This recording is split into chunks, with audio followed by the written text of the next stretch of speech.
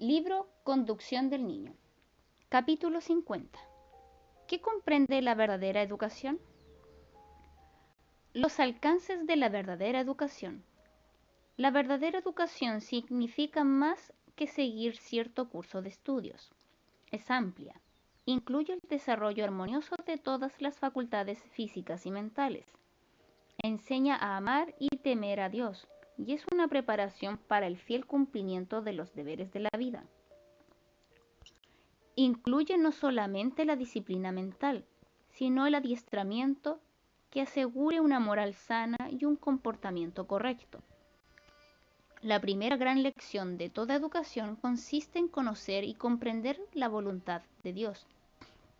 Debemos hacer en cada día de la vida el esfuerzo para obtener este conocimiento.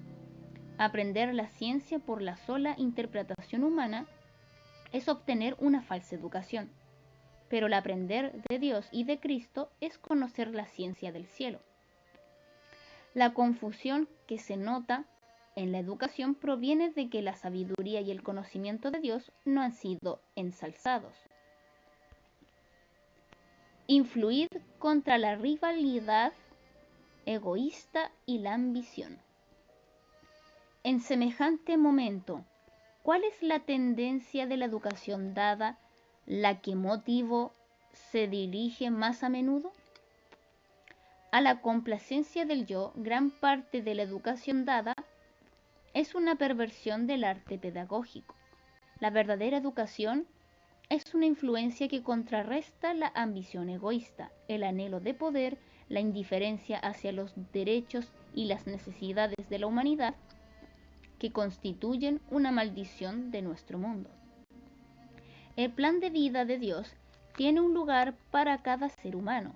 Cada uno debe perfeccionar sus talentos hasta lo sumo y la fidelidad con que hace esto, sean pocos o muchos los dones, es lo que le da derecho a recibir honor.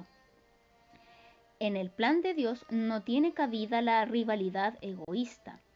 Los que se miden entre sí mismos y se comparan consigo mismos son faltos de buen sentido. Segunda de Corintios capítulo 10, versículo 12. Cualquier cosa que hagamos debe ser hecha como del poder que suministra Dios. Primera de Pedro capítulo 4, versículo 11. De corazón como para el Señor y no para los hombres, sabiendo que de parte del Señor recibiréis el galardón de la herencia, pues servís a Cristo, el Señor. Colosenses capítulo 3, versículo 23 y 24. Son preciosos el servicio prestado y la educación obtenida al poner en práctica estos principios. Pero, ¿cuán diferente es una gran parte de la educación que ahora se da? Desde los primeros años de la vida del niño es un estímulo a la emulación y la rivalidad. Fomenta el egoísmo, raíz de todo mal. El modelo fue dado en el Edén. El sistema de educación instituido al principio del mundo debía ser un modelo para el hombre en todos los tiempos. Como una ilustración de sus principios, se estableció una escuela modelo en el Edén, el hogar de nuestros primeros padres. El jardín del Edén era el aula, la naturaleza el libro de texto. El creador mismo era el maestro y los padres de la familia humana los alumnos. Ejemplificada por el Maestro Supremo. En la educación de sus discípulos, el Salvador siguió el sistema de educación establecido al principio. Los primeros 12 escogidos, junto con unos pocos que por el alivio de sus necesidades estaban de vez en cuando en relación con ellos, formaban la familia de Jesús. Estaban con él en la casa, a la mesa, en el retiro, en el campo. Lo acompañaban en sus viajes, compartían sus pruebas y tareas y hasta donde podían tomaban parte en su trabajo. A veces les enseñaba cuando estaban sentados en la ladera de la montaña, a veces junto al mar. o desde la barca de un pescador, otras cuando iban por el camino. Cada vez que hablaba a la humanidad, los discípulos formaban el círculo más cercano a él, se agolpaban en torno a él para no perder nada de su instrucción. Eran oidores atentos, anhelosos de comprender las verdades que debían enseñar en todos los países y a todas las edades. La verdadera educación es tanto práctica como teórica. En la niñez y en la juventud, la instrucción práctica debiera combinarse con la teórica y la mente debiera quedar provista de conocimientos. Debiera enseñarse a los hijos para que tengan parte en los deberes domésticos. Debiera instruírselos para que ayuden al padre y a la madre en las pequeñas cosas que pueden hacer. Su mente debiera ser cultivada para que piense. Debiera emplearse su memoria para que recuerde las tareas que se le asignan. Y al educárselos en hábitos de utilidad en el hogar, se los está educando para realizar los deberes prácticos que convienen para su edad. No es la elección natural de los jóvenes. La clase de educación que hará idóneos a los jóvenes para la vida práctica no es la que eligen comúnmente.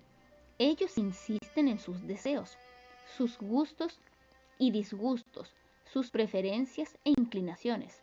Pero si sus padres tienen una visión correcta de Dios, de la verdad y de las influencias y compañías que deben rodear a sus hijos, sentirán que sobre ellos descansa la responsabilidad confiada por Dios de guiar cuidadosamente a los jóvenes inexpertos. No es un método para escapar de las responsabilidades de la vida. Incúlquese en los jóvenes el pensamiento de que la educación no les ha de enseñar a esquivar las tareas desagradables ni las cargas pesadas de la vida, que su propósito es hacer más liviano el trabajo mediante la enseñanza de mejores métodos y blancos más elevados. Enseñadles que el verdadero blanco de la vida no es obtener toda la ganancia posible para sí, sino honrar a su hacedor, haciendo su parte en el trabajo del mundo y ayudando a los que son más débiles y más ignorantes. La educación debiera despertar el espíritu de servicio. Más que ningún otro agente, el servir por amor a Cristo en las cosas pequeñas de la vida diaria tiene poder para formar el carácter y para dirigir la vida por el camino del servicio abnegado. Despertar este espíritu, fomentarlo y encauzarlo debidamente es la obra de padres y maestros. No podría encomendárselas obra más importante.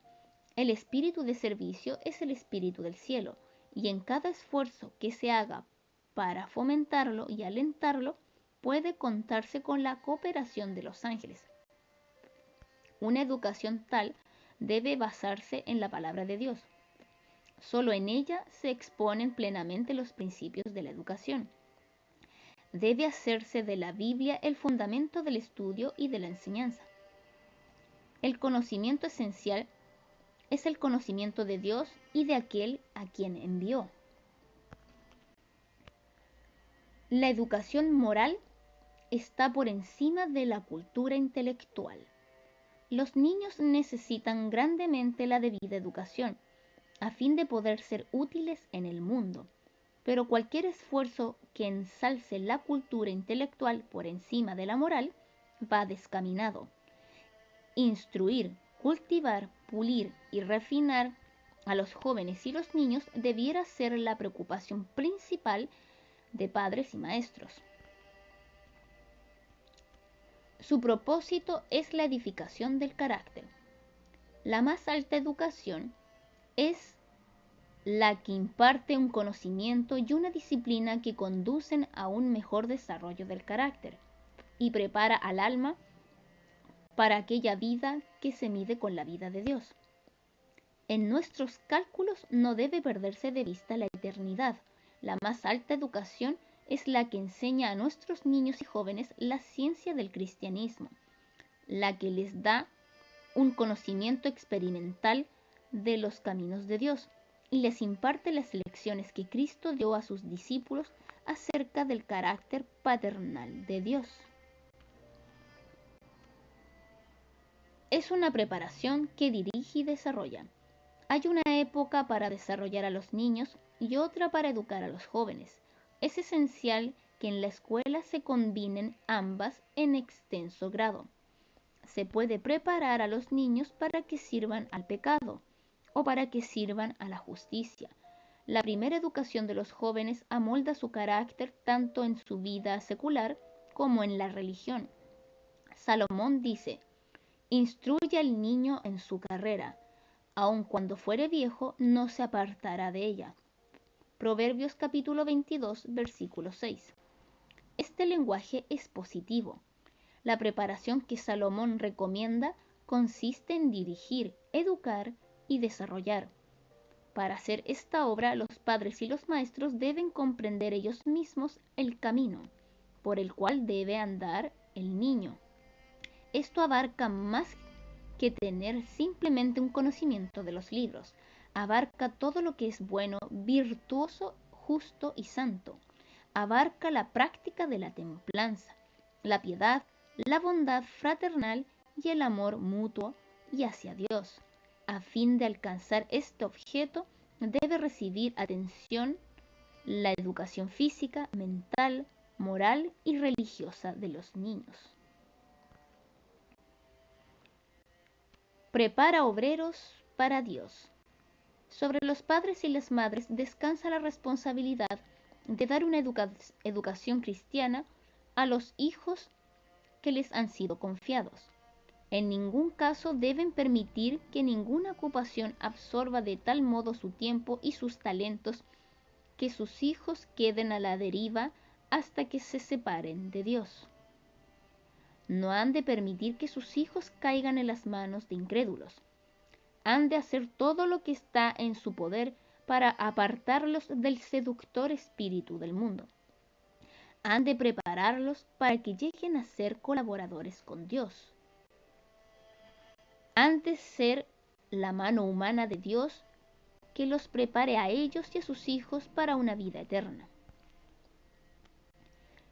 Enseña el amor y el temor de Dios.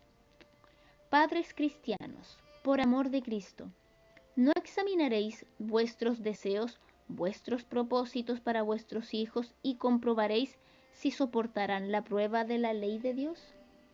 La educación más esencial es la que les enseña el amor y el temor de Dios. Es considerada por muchos como anticuada. La educación que ha de durar tanto como la eternidad es casi por completo descuidada y considerada como anticuada y poco deseable.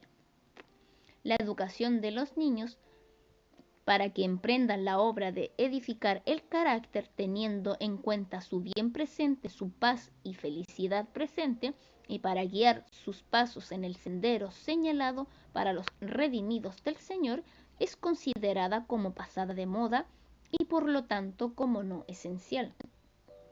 A fin de que vuestros hijos entren por las puertas de la ciudad de Dios como vencedores, deben ser educados en el temor de Dios y en la observancia de sus mandamientos en la vida actual. Siempre es progresiva y nunca se completa. Nuestro trabajo en esta vida es una preparación para la vida eterna. La educación empezada aquí no se completará en esta vida, sino que ha de continuar por toda la eternidad, progresando siempre, nunca completa. La sabiduría y el amor de Dios en el plan de la redención se nos revelarán más y más cabalmente. El Salvador, al llevar a sus hijos a las fuentes de aguas vivas, les concederá ricos caudales de conocimiento, y día tras día las maravillosas obras de Dios, las pruebas de su poder en la creación y el sostenimiento del universo, se manifestarán a la mente en nueva belleza. A la luz que resplandece del trono desaparecerán los misterios y el alma se llenará de admiración ante la sencillez de las cosas que nunca antes comprendiera. Amén.